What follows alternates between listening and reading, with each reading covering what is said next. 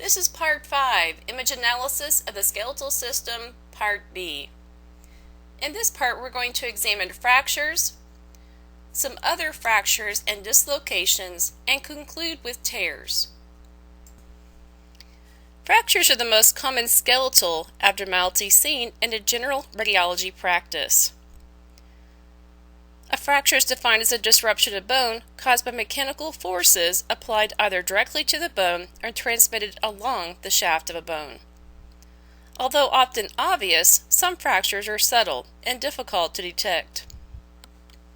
Now, when we look at radiographs of fractures, we're going to typically see them as a radiolucent line, crossing the bone and disrupting the cortical margins. However, sometimes we'll look at radiographs in this PowerPoint and they'll be just a thin line and we could overlook them. Or there could be an overlapping of fragments that could produce a radiopaque line. Then there are other times that there's an underlying bone fracture that we're able to detect because we see joint effusion, excessive soft tissue swelling, and interruption of the normal pattern of bony trabeculae. Let's look at types of fractures. A complete fracture in the PA projection of the hand is one in which there's discontinuity between two or more fragments. In this example, we can see where there are two fragments. An incomplete fracture is one in which there's only partial discontinuity with a portion of the cortex remaining intact. The distinction of whether a fracture is closed or simple, or open or compound, is a clinical distinction. Therefore, with a closed or simple fracture, the overlying skin is intact. If the overlying skin is disrupted, then the fracture is open or compound. The radiographic demonstration of bone clearly protruding through the skin and the presence of air and soft tissues about the fracture site on radiographs obtained immediately after the injury are highly suggestive of an open fracture. We can see an undisplaced fracture, which occurs when a plane of cleavage exists in the bone without angulation or separation. This is shown in the AP projection of the ankle, with the distal aspect of the tibia. On the other hand, we can see a displaced fracture, in which there is separation of bony fragments, in the AP projection of the humerus at the level of the midshaft. A transverse fracture runs at a right angle to the long axis of the bone and most commonly results from a direct blow or is a fracture within a pathologic bone. And we can see a transverse fracture in the AP projection of the ankle, in the distal fibula, as well as in the sesamoid bone on the lateral projection of the thumb, and the sesamoid bone again on the AP projection of the thumb. In the PA projection of the second digit, we can see an oblique fracture, which runs the course of approximately 45 degrees the long axis of the bone. In the lateral projection of the third digit, we can visualize an avulsion fracture at the distal interphalangeal joint. A patient had a shoulder arthrogram performed in diagnostic radiology and was sent to CT for follow-up images. During the shoulder arthrogram, both iodine and air were injected into the joint space. The iodine is visualized as a white appearance on an image and is referred to as an opaque contrast medium or positive contrast medium. Air was injected and that is referred to as a negative contrast agent and it appears black or dark on an image. Radiographically, the shoulder arthrogram was found to be normal. The CT shoulder arthrogram revealed a small chip fracture on the anterior surface of the glenoid cavity. Also visualized, you can see the head of the humerus, glenoid portion of the scapula, as well as the air contrast media and the iodine or opaque contrast medium that are visualized. We're looking at AP projections of the tibia and fibula. In the image that's normal, we see complete alignment of both the tibia and fibula, with no radiopaque or radiolucent lines. In the center image, we're looking at a spiral fracture, which encircles the shaft and is generally longer than an oblique fracture and is caused by torsional forces. Typically, when you see a fracture of the tibia at the distal aspect, you're going to see a compensating fracture of the fibula at the proximal aspect. The spiral fracture appears more as a radiopaque line and has some radiolucency in there. And then on the right-hand side is a patient who did not have a fracture but instead has neurofibromatosis. In the PA projection of the hand and on the Y view performed at the shoulder, we can visualize comminuted fractures. And this is a fracture that's composed of more than 2 fragments. In the midshaft of the humerus, we can visualize a butterfly fragment, which is an elongated triangular fragment of cortical bone, generally detached from 2 other larger fragments of bone. And then in the projection of the femur, we can see the segmental fracture, which consists of a segment of the shaft isolated by proximal and distal lines of fracture. A compression fracture usually occurs in the spine of women with osteoporosis and is a result of weight above and below the bone pushing inward toward the middle. And you can see in this lateral projection of the lumbar spine in which there are 2 vertebrae with compression fractures. In these axial images of the skull obtained in CT, we can visualize depressed fractures in which the fracture fragments are driven inward. Both of these images were obtained with bone windows, in which we're going to not be concerned with the brain and just image the bone. A stress fracture, otherwise referred to as a fatigue fracture, is the response of bone to repeated stresses, none of which is sufficient to cause a fracture. Many times the earliest pathologic process in a stress fracture is osteoclastic resorption, followed by the development of periostal callus in an attempt to repair and strengthen the bone. Tibial stress fractures are rather difficult to visualize, so an attempt was made to perform the study in MRI, and it's still difficult to see the stress fracture here.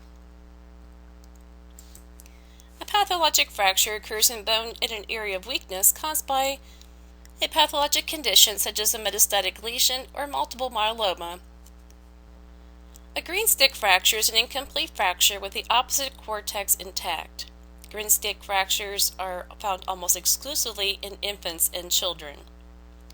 A torus or buccal fracture is one in which one cortex is intact with buckling or compaction of the opposite cortex. In the AP and lateral projections of the humerus, we're able to visualize an impacted fracture, one in which the shaft of the bone is driven upward into the head of the humerus. In the image on the right, we can see an impacted fracture of the head of the 5th metatarsal. A complicated fracture is one in which a fracture leads to another condition. An example would be fractures of the ribs that we can see in this image, along with a pneumothorax in the right lung. And you can see the collapsed lung as well as the air that's filling the lung too. These are 2 lateral projections of the atlanto-occipital articulation as well as visualizing C1 and C2. The image on the right-hand side was also magnified. In the image on the left, we can see a normal alignment of the bone. In the image on the right, we can see a subluxation, which is also referred to as a partial dislocation. And this was in a patient with rheumatoid arthritis. A luxation is referred to as a dislocation, and in this image, it's slightly blurry here, but we can see that the head of the femur is completely dislocated from the acetabulum. The overall goal of fracture treatment is to restore function and stability with an acceptable cosmetic result and a minimum of residual deformity. In external or closed reduction, the fracture is treated by manipulation of the affected body part without surgical incision. An open or internal reduction is a surgical procedure using direct or indirect manipulation of the fracture fragments and usually involving the application or insertion of some type of appliance or device to achieve and maintain the reduction. External fixation is accomplished with the use of splints, external reduction devices, or casts. Internal fixation uses metal plates and screws, wires, rods, and nails, either alone or in combination, to maintain the reduction. In the AP projection of the femur, in which the leg is not entirely internally rotated, there's open reduction with internal fixation. An intramedullary rod has been placed across a fracture of the femoral shaft, and notice the extensive callus formation about the fracture site. External fixation was used to treat this comminuted fracture, and we're looking at an AP and lateral projection of the ankle. X table that you can visualize as far as one of the markers is concerned refers to cross table lateral, and that means that the leg was actually supine, but the beam was horizontal. In this PA projection of the wrist, we're looking at internal fixation of the scaphoid with pins. These are both lateral projections of the tibia and fibula. However, the image on the right-hand side is one in which the patient's leg did not fit on the cassette. Therefore, they would have to take an image of the proximal tibia and fibula as well. But the important part was getting the fracture area on one image. In the image on the right-hand side, we're looking where internal fixation was used to treat the spiral fracture. Casts can create a challenge because you have to make sure you know what the material was used so you can use the proper exposure factors when performing the radiographs. A wet plaster cast, for example, would require an extra 15 kbp, where a dry plaster cast would only require an increase of only 10 kbp. Thicker fiberglass casts can create a problem because sometimes physicians or surgeons will use plaster within that cast to stabilize the leg further. The thicker fiberglass requires an increase of technical factors of only 5 kVp, where just a dry fiberglass cast requires no additional technique. When a fracture first occurs, there's going to be bleeding into the surrounding tissues. So a fracture hematoma is the proper term for it, and there's almost always bruising about that area. As the fracture heals, we form the bony callus that uniformly ossifies and approaches the density of normal bone. When visualizing the repaired bone radiographically, it's important that we have at least 2 views that are taken to ensure that there is callus about the fracture line in all directions. So we're looking at an AP and lateral projection of a healed fracture in the midshaft of the tibia. In the AP projection of the proximal femur, we're looking at normal union of a fracture. There's dense calcification formation bridging the previous fracture of the midshaft of the femur. The original fracture line is completely obliterated. In the lateral projection of the first digit, we can see a malunion, in which healing of the proximal phalangeal fracture is in poor position and led to impairment of normal function. So with that faulty alignment, it may require osteoclasis. In the PA projection of the wrist, which is magnified in this image, we're looking at a non-union of a fracture that occurred 20 years earlier. There's a smooth, well-defined line of sclerosis about the fracture margin. To correct this, the patient would need surgical intervention to reinitiate the healing process. The radiographic evidence of fracture healing is a continuous external bridge of callus or calcium deposition that extends across the line of fracture and unites the fracture fragments. And we can see the callus formation in the AP projection of the toes that we looked at earlier, in which the patient healed from a stress fracture. And in the image on the right-hand side, we're looking at AP projection of the ribs, in which there is callus formation in the ribs. Non-accidental trauma is one in which a skeletal radiographic series is performed. It would include an AP projection of each extremity as well as the pelvis. It would also include an AP and lateral projection of the chest and an AP and lateral projection of the skull. The radiographic findings include multiple fractures of varying ages and various stages of healing. Fractures of the corners of metaphyses with or without associated epiphyseal displacement and exuberant subperiosteal new bone formation along the shafts of the long bones.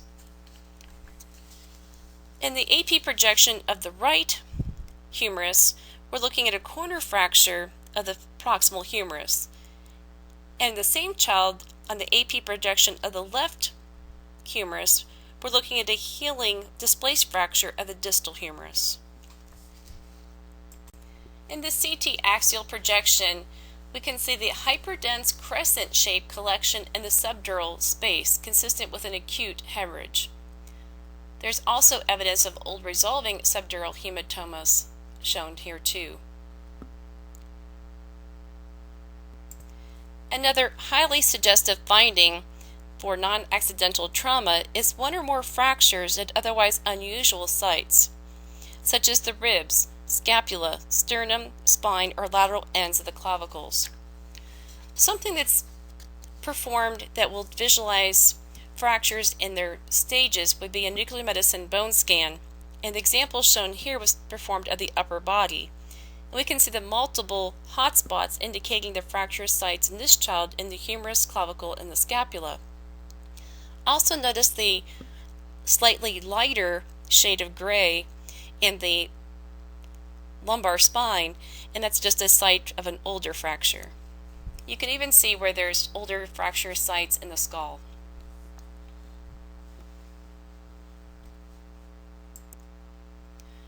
Let's look at some common fractures and dislocations.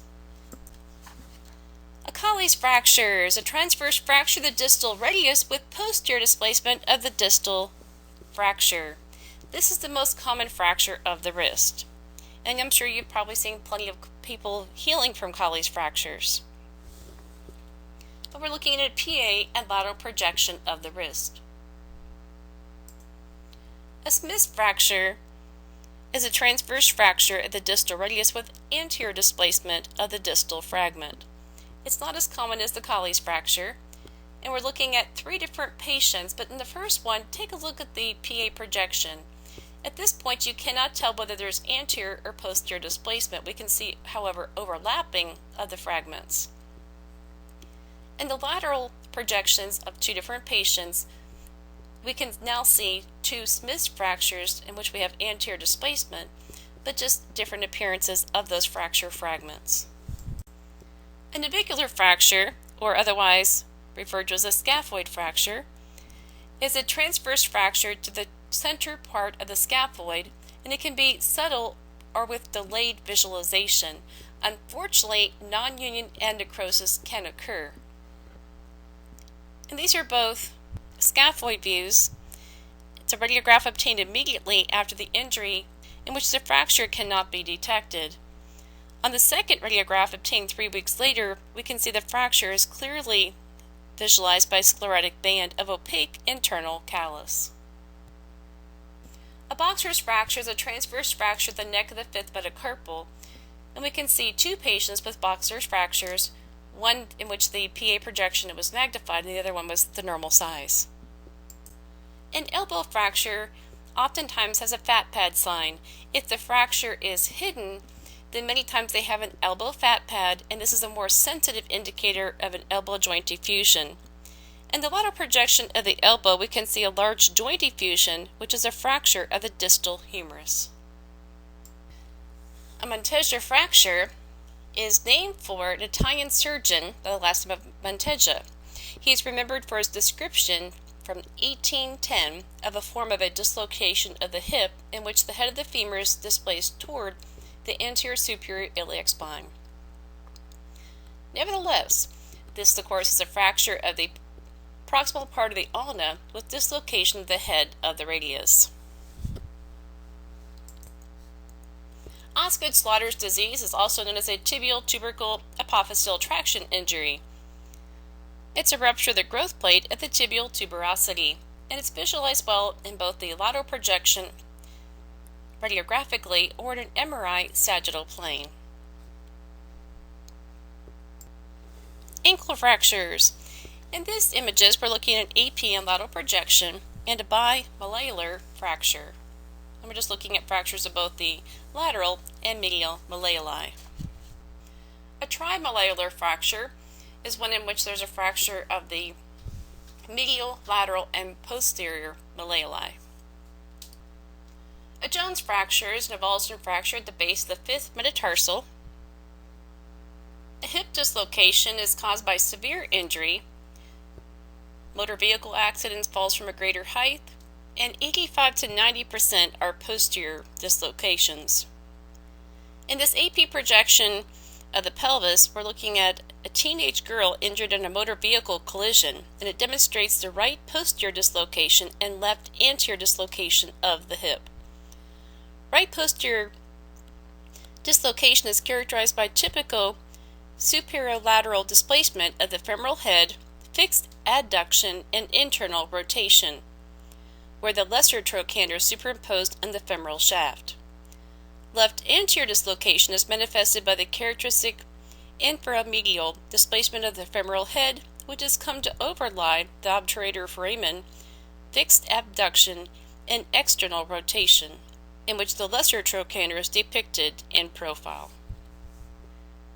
In this image, we're looking at an elbow dislocation. You can see that the olecranon process is completely disarticulated and is now in the anterior surface of the radial head and the coronoid process. A shoulder dislocation is the most commonly dislocated joint in the body. In fact, 95% are anterior dislocations and may be in combination with a fracture. In image A, we can see an anterior dislocation visualized with inferior and medial displacement of the humeral head. In image B, we can see posterior dislocation demonstrated by the increased distance between the anterior glenoid rim and the humeral head. Anterior dislocation of the humeral head can result in a Hill-Sachs defect. We can visualize this fracture by performing an axillary view of the shoulder with exaggerated external rotation of the arm. Notice that the arm is externally rotated 45 degrees with the thumb pointing downward. With the shoulder in that position, if there is a Hill-Sachs defect, it would be visualized in the posterior lateral aspect of the humeral head. And here's the same patient with an MRI of the shoulder, and we can visualize the Hill-Sachs defect here too. Now we're going to take a look at fractures, dislocations, and conditions of the spine. The image is shown here of a 23-month-old child with internal decapitation.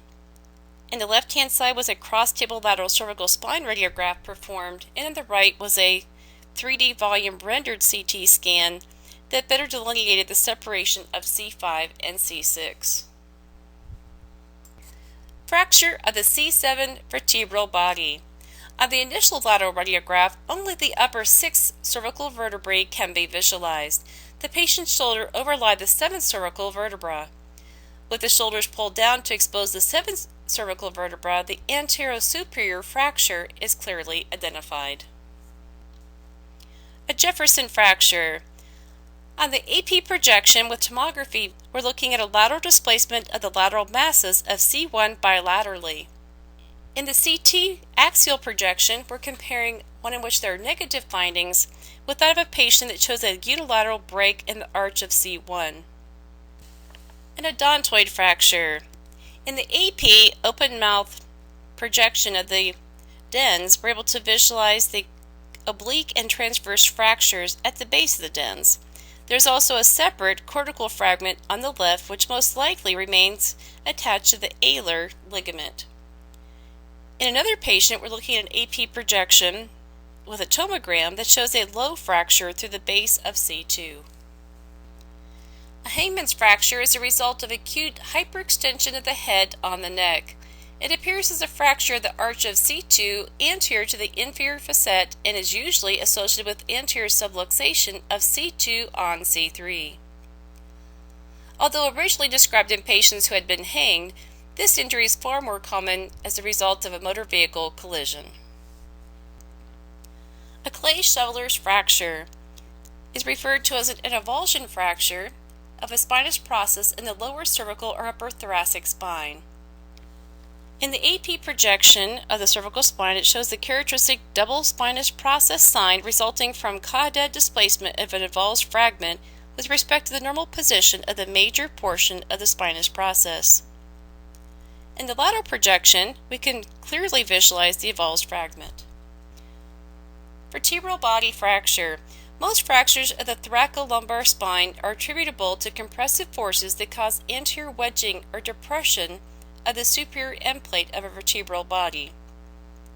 In the lateral projection of the thoracolumbar spine, we're looking at a characteristic anterior wedging of a superior end plate of the L1 vertebral body. A seatbelt fracture is a transverse fracture of a lumbar vertebra that is often associated with significant visceral injuries. The CT axial slice with negative findings is compared with the one that visualizes a fracture of the lumbar vertebral body associated with a laminar fracture at the same level. The lateral projection of the lumbar spine demonstrates a degenerative disc disease. There's hypertrophic spurring, intervertebral disc space narrowing, and reactive sclerosis. Note the linear lucent collections overlying several intervertebral discs. The diagnosis of herniation of an intervertebral disc requires CT, MRI, or myelography to demonstrate impression of the disc on the spinal cord or individual nerve roots. In the myelogram, we're able to visualize an extradural lesion at the level of the intervertebral disc base. Note the amputation of the nerve root by disc compression. We're using CT axial slices to compare the normal lumbar disc with that of a intervertebral disc that's herniated. The normal lumbar intervertebral disc has a concave posterior border. Note the normal epidural fat surrounding the thecal sac. Then we have a CT image that shows a herniation of the disc to the left with obliteration of the epidural fat. The CT axial slice enables us to visualize central bulging of an intervertebral disc. Notice the concave posterior border of the disc. In the MRI image, sagittal view, T2 weighted image, we're visualizing an intervertebral disc herniation in the cervical region. Note the extradural impression on the spinal cord. Herniated disc can be diagnosed by way of myelography, CT, or MRI. In these T2 weighted MR images, we can illustrate a torn annulus fibrosus and nucleus pulposus of the L4, L5 in the sagittal and the transverse planes. An AP projection of the entire spine can be used to measure curvatures. We can see a cervicothoracic curvature of 5 degrees, thoracic curvature of 30 degrees, and thoracolumbar of 12 degrees in this patient. Spondylolysis is a condition of the spine characterized by fixation and stiffness. It involves a cleft in the pars interarticularis, commonly involving the fifth lumbar vertebra with no displacement. And in the AP oblique projection of the lumbar spine, we can visualize the cleft or the fracture in the pars interarticularis. Spondylolisthesis is also a cleft in the pars interarticularis that commonly involves the fifth lumbar vertebra with displacement. In the lateral projection of the lower lumbar spine, we're able to visualize a fracture in the pars interarticularis with resultant anterior slippage of L4 with respect to L5. Other fractures and dislocations. Both of these images are PA oblique projections of a hand. The patient on the left has negative findings, and the image on the right, notice the fracture in the shaft of the second metacarpal as well as the soft tissue swelling that accompanies it.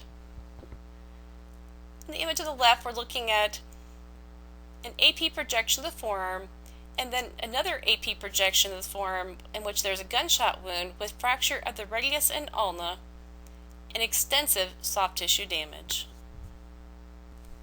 In the image on the left-hand side, we see a lateral projection of the humerus in which there are negative findings. In the image on the right-hand side, the patient is as close as possible to being in a lateral projection, but there's clearly a fracture with displacement of the humerus in the midshaft. Axillary views were performed on two different patients, and the image on the left has negative findings, and the image on the right, we're able to visualize a accommodated fracture of the humerus. And here's a accommodated fracture of the scapula with significant displacement. The AP projection of the clavicle visualizes an oblique fracture of the midshaft of the clavicle, and the CT with 3D volume rendering visualizes the callus formation in the midshaft of a different patient. We're looking at two PA projections of the clavicle in the top images with negative findings, and comparing that with an AP projection of a clavicle in which there's a green stitch fracture. Image to the left, we're looking at an AP projection of the foot with negative findings and comparing that with a fracture and dislocation of the tarsal bones in the image on the right. Notice the extensive soft tissue swelling in this image too. Comparing the AP projection of the toes on the left, take a look at the gunshot wound to the gray toe on the right. We're looking at an AP and lateral projection on a patient with negative findings, and then the image on the right is a cross-table lateral projection of the lower limb performed in a trauma patient in which there's dislocation of the tibia from the talus and fracture of the fibula. In the lateral projection of the distal femur, notice that we're comparing an image with negative findings to that of one in which there's a complete fracture and displacement of the femur. The proximal femur is visualized in the AP projection, and the distal femur is rotated 90 degrees at the fracture point, resulting in a lateral projection. We're looking at two different patients with AP projections of the pelvis in each one. In the patient on the right, we're looking at accommodated fracture of the left acetabulum with medial displacement of the medial acetabular wall. Compare these two AP projections of the pelvis, in which the patient on the right has their entire right limb was torn off after being hit by a car. The pelvic bone was disarticulated at the pubic symphysis and the SI joint. The patient survived. We're comparing two AP projections of the pelvis, and notice the separation of the pubic bones anteriorly and associated fracture of the left ilium. An AP axial projection was performed in a patient with negative findings, and we're comparing that with an AP projection of a patient in which the cervical spine is completely dislocated between C2 and C3. Notice the endotracheal tube.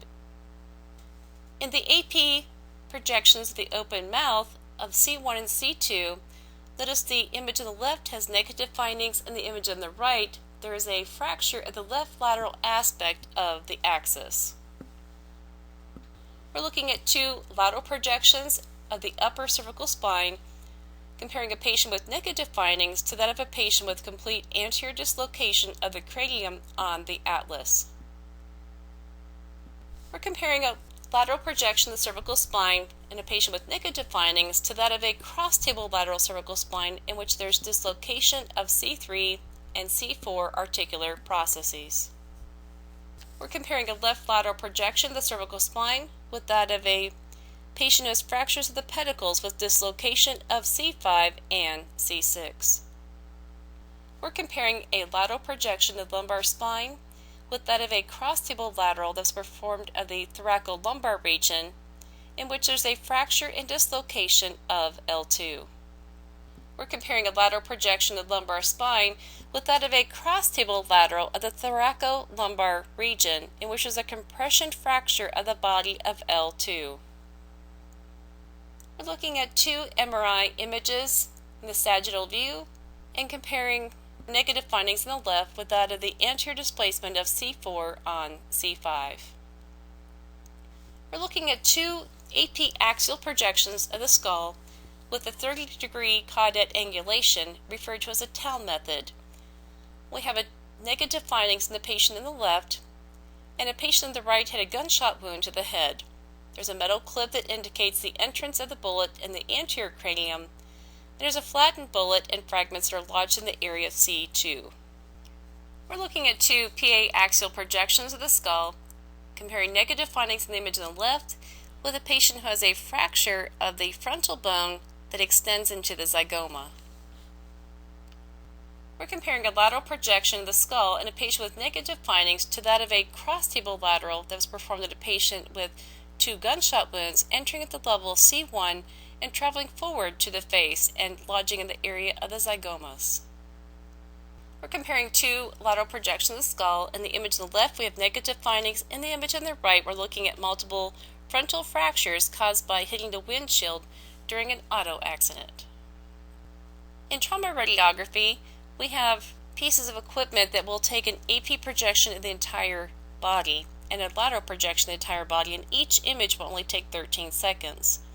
It's referred to as a stat scan system or LODOC system. In the stat scan on the left, we can see multiple gunshot wounds in this AP projection in which there are shrapnel and projectile pathways identified by then zooming in and looking at, for example, the skull. A parietal projection, otherwise referred to as a water method, is performed in a patient with negative findings and compared with that of a patient with a fracture of the right orbital floor with blood filling the maxillary sinus. The patient hit their face in the steering wheel during an auto accident. And you can also notice the fracture of the nose. We're looking at a parietal projection of the patient on the left-hand side and with that of the patient on the right-hand side, and notice the blowout fracture of the left orbital floor with a blood-filled maxillary sinus. Also note in the left maxillary sinus that there's no air. These are AP and lateral scalp images performed in CT prior to the sectional images, but you can note the knife placement immediately. Let's compare a CT in the axial slice and coronal slice, in which we're able to visualize the sinuses, with that of another patient who was shot in the left eye with a BB gun.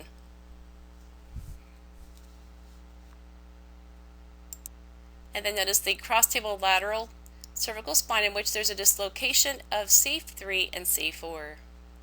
Since C7 is not visualized on this image, a swimmer's, otherwise referred to as the lateral of the cervical thoracic region, is required. We're looking at CT axial slices in a patient with negative findings and compare that with a patient who has a fracture of the body of T5 and the vertebral arch. In these images, we're looking at AP projections of the shoulder following an arthrogram in which on the left-hand side single contrast was used, and in particular it would be referred to as a positive contrast medium, and the specific type of contrast was iodine that was injected into the patient's shoulder. On the right-hand side, we're looking at a double contrast shoulder arthrogram that was performed in which both a positive and negative contrast agent were injected. The positive contrast agent was iodine and the negative agent was air. Now let's take a look at some tears. This is an axillary projection of the shoulder that was performed during a shoulder arthrogram in which there was a single contrast study. Here's another axillary projection performed during a shoulder arthrogram in which there were two contrasts used, both the iodine and the air. We're looking here at a CT of the shoulder performed with no contrast. And then we'll compare that with an MRI of the shoulder with no contrast too. And there's negative findings in both of these. In the image on the left, we're looking at a normal AP projection that was performed during a double contrast shoulder arthrogram. In the image on the right, we're looking at an image of the shoulder that was performed during a single contrast arthrogram, revealing a rotator cuff tear. MRI with T2 weighted images in the oblique coronal and oblique sagittal planes is the preferred technique for imaging the rotator cuff.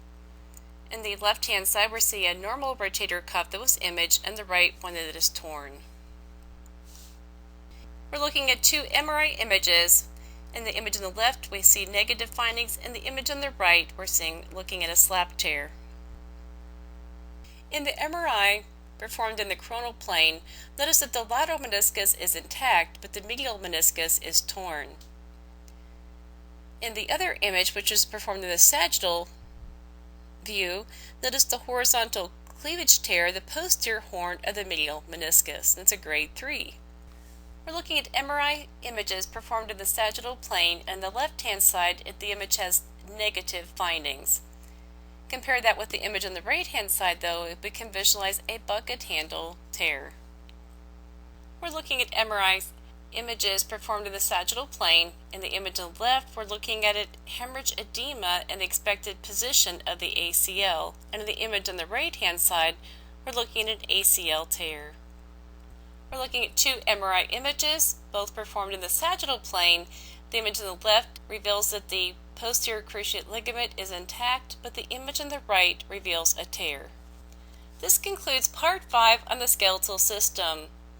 I hope you have a great week.